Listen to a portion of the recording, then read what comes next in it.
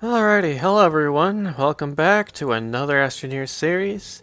In this episode, I'll be going to Atrox to unlock all of its gateways and then the engine, and then put its triptych on the satellite.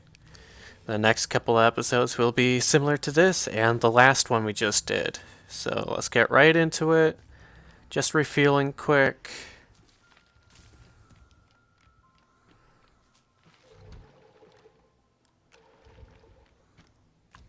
There we go.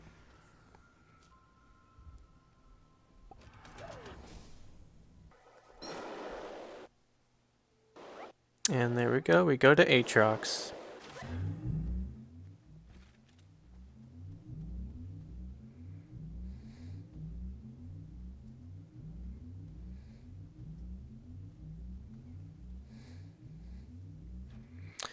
Alrighty.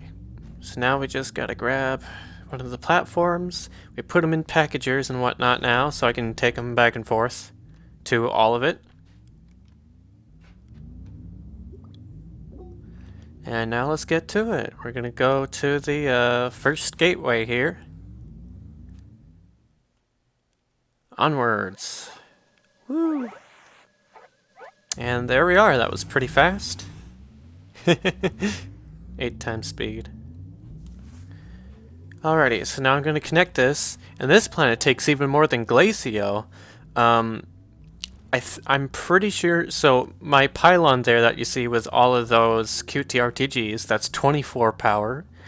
And then I'm pretty sure I have this galastropod that provides power, which I'm going to hook up to this system, and then it gives it enough. So I think this thing takes around 30 units. It's either 28 or 30. I think it's 30.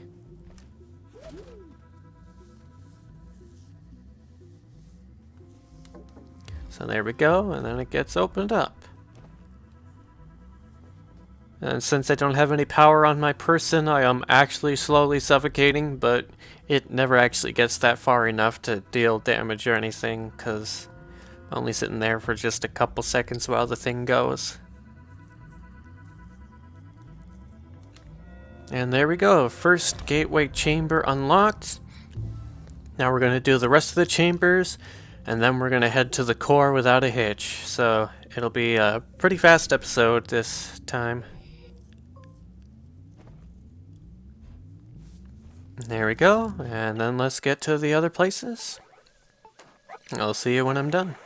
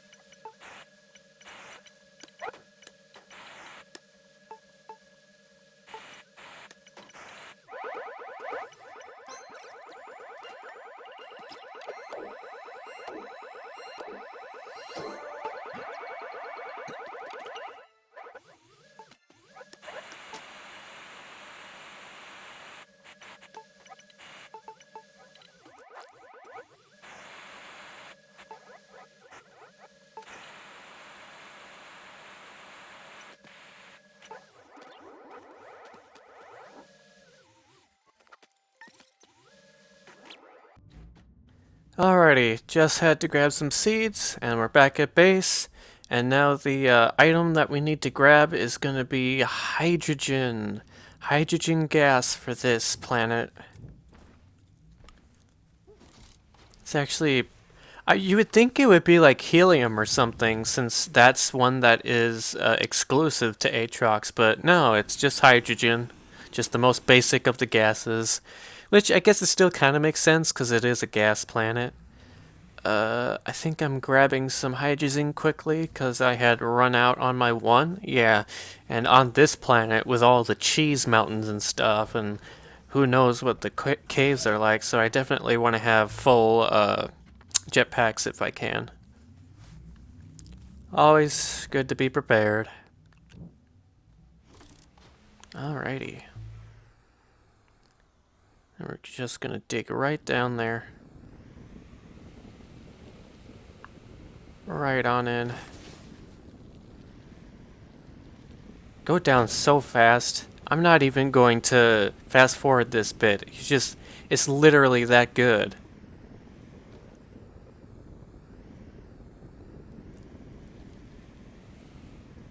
Now, if you do not have Princess, you definitely don't want to do it the way I do it. If you do not have the Princess Galastropod, don't do it like me, because you will literally, like you see, fall to your death. Jetpacks do help, but not all the time. You still would want Princess. I still get bumped around quite a bit.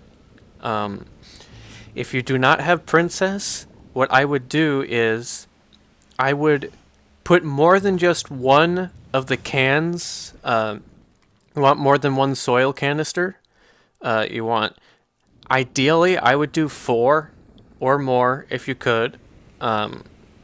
If you have the space for it, 4 or more is ideal. When you're going through the caverns, you're most likely going to be able to get through them without getting to 0, as long as you have 4 or more canisters. And there's a core, we'll go in there.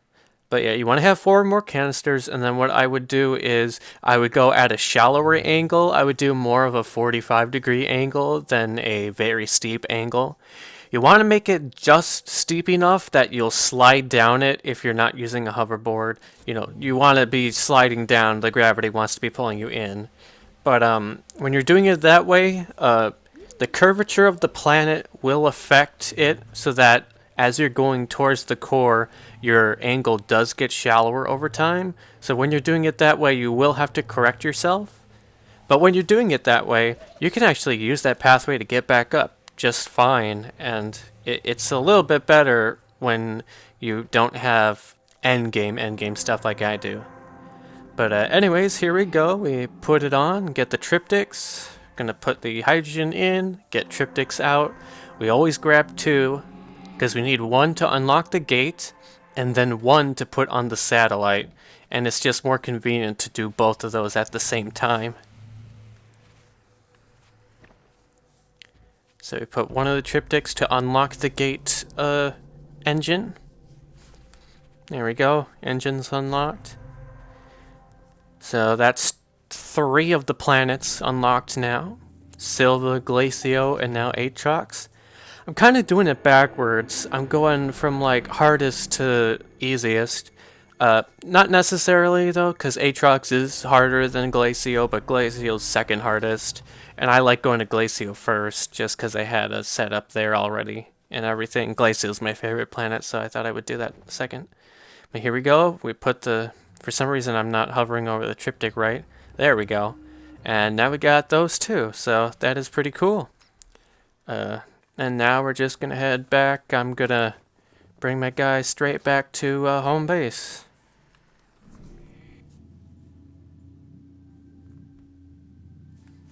It's really hard to tell what planets are what when you're looking at it on that thing, because it doesn't tell you the names of them. You can kind of tell from how close to the sun they are in their orbit, and then whether they have moons or not though, so that's pretty nice. But yeah, we're back here, and now we just go to a surface node, and then we head back to the base with the shuttle, and then we head back to Silva. So this is what I do after I finish a planet. I didn't show it in the last episode. I had cut off at the satellite in the last episode. Yeah, we just travel all the way back. This one happened to be at a previously discovered gateway that already had a pathway to base pretty easy, but I went off the path a little bit. But now we're back at base, and that's all there is to it. So Atrox is done. In the next episode, we'll be doing the easier planets like Calidor and whatnot. Hope you guys enjoyed, and see you in the next episode. Have a good day.